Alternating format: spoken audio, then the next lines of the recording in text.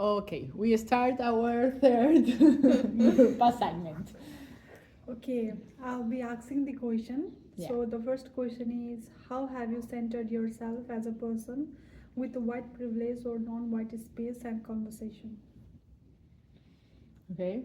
Well, in my case, I think it's I try to respect the other's opinion, of course, and quiet my privilege and my experience and understand the other's experience. But sometimes it's difficult because we feel that we understand everything and we can talk about others' feelings, and it's very difficult to say be quiet, learn, and allow others to share their own experience, their own knowledge with the real process in their skin, in the skin, you know. Okay, I feel like I really don't feel any kind of differentiation because between the white and black because I have the classmate with all, but I never feel any kind of discrimination or being judgmental there. But I can feel when it comes to topic like the racism or some kind anywhere, like in the class or in the news or something, yeah, we can clearly see the emotion how black people feel against the white people when they don't get the opportunities or anything. That's it. But I, from my personal point of view, I don't feel any kind of differentiation or judgmental. Okay. In my point of view, if I have a conversation, I try to be patient and listen all things. Like we can't take a judgment or anything before a conversation starts. So first listen to them all, then I start to evaluate. Even if we have to show an equality among everyone, so we have to listen the voice of white peoples as well and the non-white peoples as well. So first we have to recognize it's a white uh, talk is regarding the white privilege or not. So if it's regarding, then we have to take a stand. We have to act upon that. Yeah. Right? But your action must be genuine. Your sincerity has to be shown in that action. Okay. So, sometimes it will be sometimes it will be easy to have a conversation with any other person. So, before that, we should try to listen to them as well as listen to them, and after that, we can speak over our own experience instead of listening. Yeah. Yeah, and sometimes it's difficult to hear them, you know, because as you were saying, sometimes they are speaking with pain or with anger, and it's difficult to hear, but it's necessary, you know, to hear that. Okay, then I have a second question. Like, how would you judge BIPOC people when they do not measure or white center standards? Like, how you differentiate between the this BIPOC people and your judgmental? Okay, well, in my case, I think it's difficult. It's difficult when you know someone that is with different culture, different knowledge, different uh, a way to live their lives, and of course their experience are completely different. So for me, sometimes the clothes, the way that they move, everything, it's very impact, you know. For example, in Cuba, that it's the most recent or the most important approach to black people in my life, because my family from my husband is black. So my husband, he's his grandfather is black and all the family is black. Uh, yeah. My girl has a black body. You know, it's a different. Yeah, it's different. She is like super, super big. You know, and I love her. I love her, of course. But it's it's different because they dress different. They so yeah, for me sometimes it's difficult to understand how to make this balance between respect and with myself and my own culture and my own beliefs, you know. For example, the family, you know, they want to dress my girl like them, and I understand that, but at the same time it's weird because we are not in this in this culture, you know?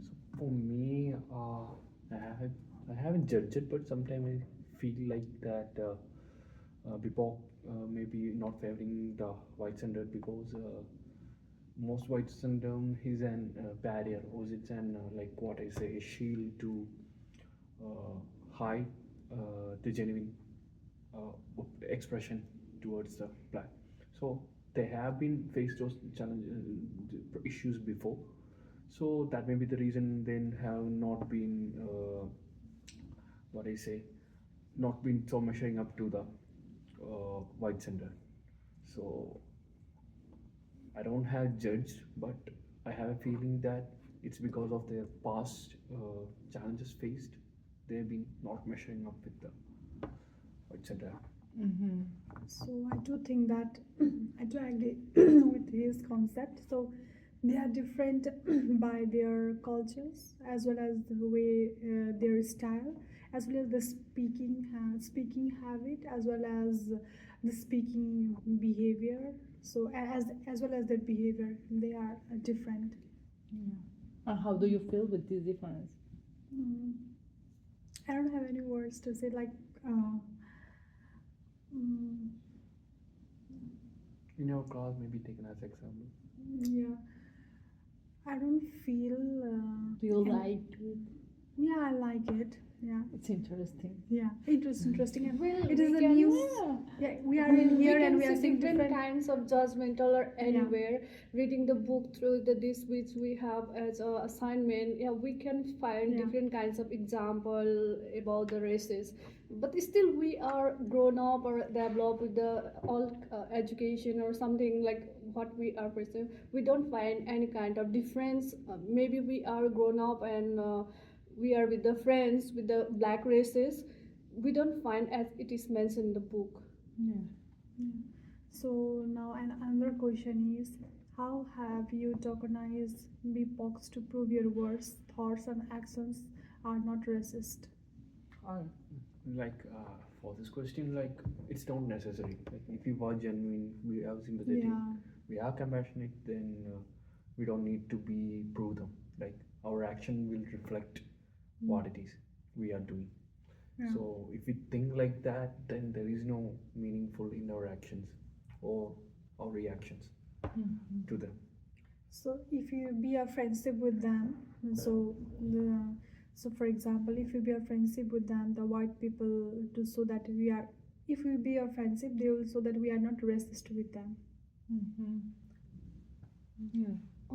I feel like it's like a give and take relation. Like if we try to show like how we show to them, if we see like a friendship or loving nature, we will receive the same thing. Or like same way, if we saw any kind of judgmental or like we try to differentiate between yeah I'm white and she's black, and then of course there is nothing that it automatically comes kind of difference or hate from them, which creates a kind of discrimination not only to the black, to us too.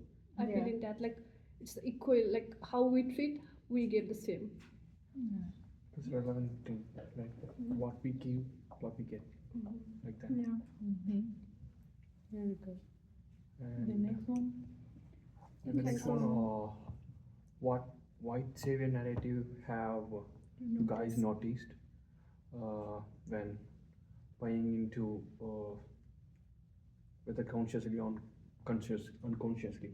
What have you noticed white savior narratives that you notice yourself? Uh-huh. Yeah. I can say like for me, I didn't think like that. Like I don't see any person with a perspective or with a judgmental. Like for everyone is equal. Yeah. I treat everyone as a human being. So I didn't see a differentiation in it. So I didn't talk with the particular agenda for I'm supporting this person or supporting this person. What I hear, what I see, which is good or what I see to be, what I say, is being the truth, then I will stand for that, not getting partial or something. For me, like being consciously, I don't have any differentiation, but we don't know, it's a human mind, and unconsciously we can have some kind of thought like if we go through the movie something that is like completely about the racism and discrimination between the humans, between this generation, this, yeah, unnoticedly or unconsciously we can have that image in the mind. Maybe that can be reflected through the dreams, but in the conscious mind we don't have any kind of discrimination or racism view from my point of view. Yeah, but sometimes this I don't remember the word like salvation, like what is the word? It's Saviors. saviors. Thank you, saviors. Is like this position when we try to help and we try to say that oh, they are speaking about, no, like they don't need us in the middle. They can speak by their own. And sometimes we are helping, but we are not helping. We are in the middle of the process. No?